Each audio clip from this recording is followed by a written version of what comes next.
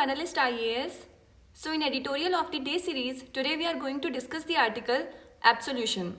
This article is given on the editorial page of the Hindu newspaper and relevancy of this article is with GS paper 2.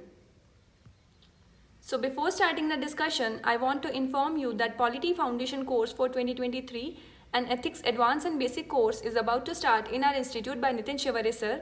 For more details, you can call on given numbers. So in this article, we are going to discuss about compensation for unlawful arrest. So now let's start the discussion. तो ये article है absolution.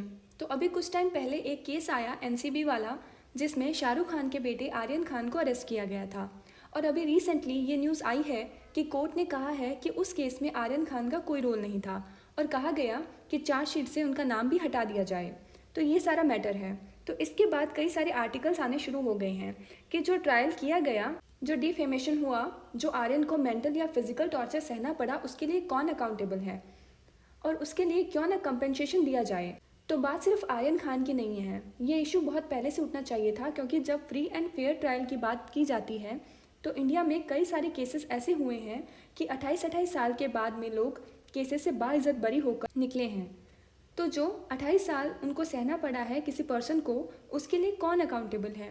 तो इस article में ये जिक्र किया गया है कि क्यों ना एक स्टैट्यूटरी लॉ लाया जाए और उस एक्ट के तहत ये प्रोविज़न लाया जाए कि किसी पर्सन का अगर ऐसा ट्रायल हो रहा है एंड बाद में वो बरी हो जाए तो उसे कुछ ना कुछ कंपनसेशन प्रोवाइड कराया जाना चाहिए। तो ये पूरी की पूरी कोशिश की जा रही है, इस आर्टिकल में ये डिस्कस किया जा रहा है।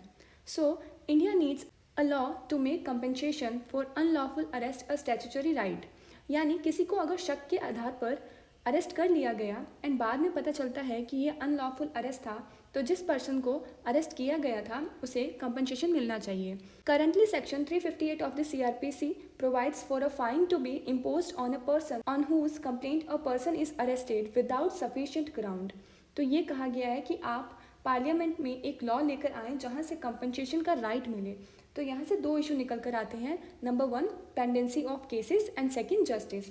हमारे यहाँ जुडिशियल सिस्टम में इतने केसेस पेंडिंग हैं कि कई बार तो पर्सन की डेथ हो जाती है और उसके बाद पता चलता है कि वो बंदा गिल्टी था भी नहीं, उन्हें अच्छा और सही जस्टिस मिल ही नहीं पाता। तो ये सारी की सारी चीज़ें चिंताजनक है। तो ये सब चीज़ें इस आर्टिकल में डिस्कस की गई हैं। तो ये था हमारा आज का article absolution. So that's all for today.